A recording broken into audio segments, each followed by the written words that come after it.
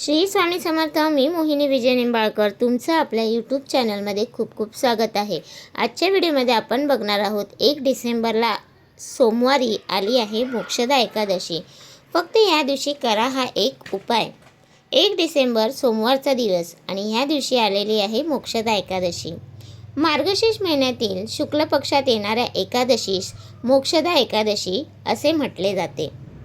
एकादशीचे व्रत हे विष्णूंचे सर्वात प्रिय व्रत आहे. हे व्रत आपण केल्याने आपल्याला सर्व प्रकारच्या पापातून मुक्ती मिळते आणि मृत्यूनंतर स्वर्ग म्हणजेच वैकुंठाची प्राप्ती होते.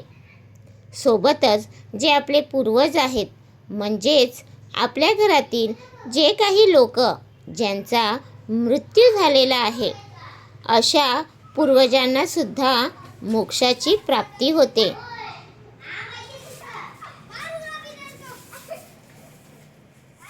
या दिवशी आपण भगवान श्री हरी विष्णूंची विधिवत पूजा नक्की करावी. आज आपण काही छोटे छोटे करायचे उपाय पाहणार आहोत, ज्यामुळे आपल्याला अनेक प्रकारच्या अडचणी ह्या दूर होतील. जीवनातील दुःख दूर होऊन सुखाची प्राप्ती होईल आणि घराची आपल्या पैशाची स्थिती सुधारेल.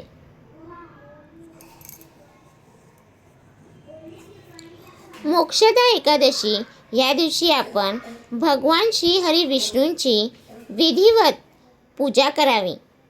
पूजेच्या वेळी आपण पिवळ्या रंगाची वस्त्रे परिधान करावीत.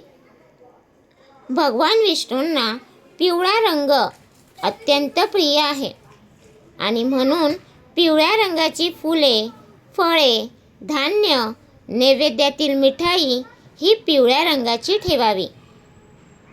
या दिवशी मोक्षदा एकादशीची कथा नक्की श्रवण करा. व्रत कथेचे श्रवण केल्यानंतर आपण आपली इच्छा विष्णूंपुढे नक्की बोलून दाखवावी. आपली इच्छा नक्की पूर्ण होईल.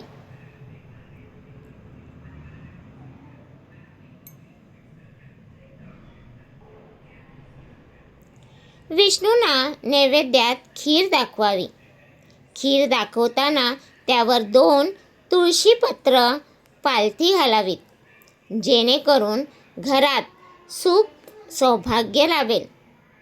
ज्यांची आर्थिक स्थिती कमजोर आहे त्यांनी ह्या दिवशी पिंपळाच्या वृक्षास जल नक्की अर्पण करावे.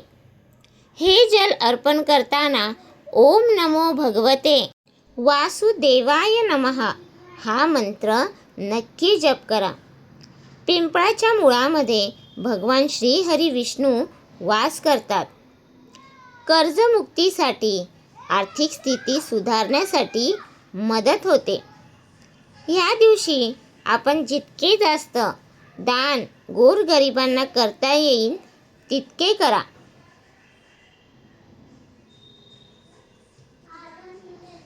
शक्यतो आपण पिवळ्या रंगाच्या गोष्टीचे दान आपण करावे.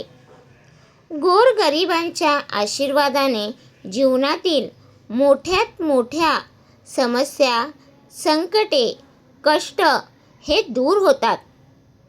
ह्या दिवशी ओम नमो भगवते वासुदेवाय नमः किंवा ओम नमो नारायणाय नमः ह्या भगवान विष्णूंच्या मंत्राचा जास्तीत जास्त वेळा जप करा. ज्यांना शक्य असेल त्यांनी विष्णू सहस्त्रनामाचा पाठ करा. ज्यांना पाठ करणे शक्य नसेल त्यांनी अगदी श्रवण केले तरी सुद्धा चालते.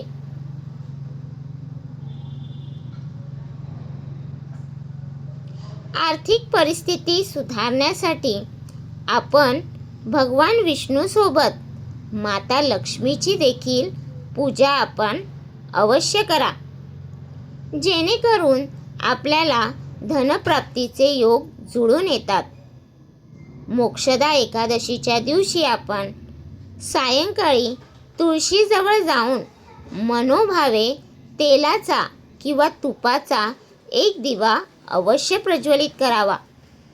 तूप हे गाईचे असेल तर उत्तमच, परंतु जर गाईचे तूप नसेल तर इतर कोणत्याही तुपाचा दिवा लावण्यापूर्वी त्यात आपण चिमूटभर हळद टाकायला विसरू नका, जेणेकरून तुपाचे शुद्धीकरण होते.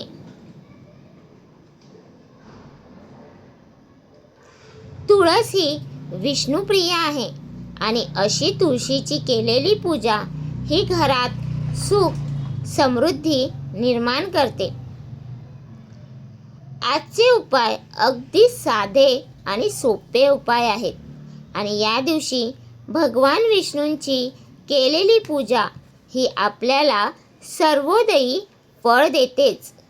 मग तुम्हाला हा माझा व्हिडिओ कसा वाटला प्लीज कमेंट करून नक्की सांगा. व्हिडिओ आवडला असेल तर लाईक करा, कमेंट करा आणि शेअर करायला विसरू नका. आणि तुम्ही अजूनपर्यंत आपल्या चॅनलला सबस्क्राईब केलं नसेल तर प्लीज जाऊन चॅनलला नक्की सबस्क्राईब करा, कारण आपल्या चॅनलवरती तुम्हाला आध्यात्मिक माहिती आणि स्वामी महाराजांचे व्हिडिओ बघायला भेटतात. तर भेटूया उद्या एका नवीन व्हिडिओसोबत. श्री स्वामी समर्थ.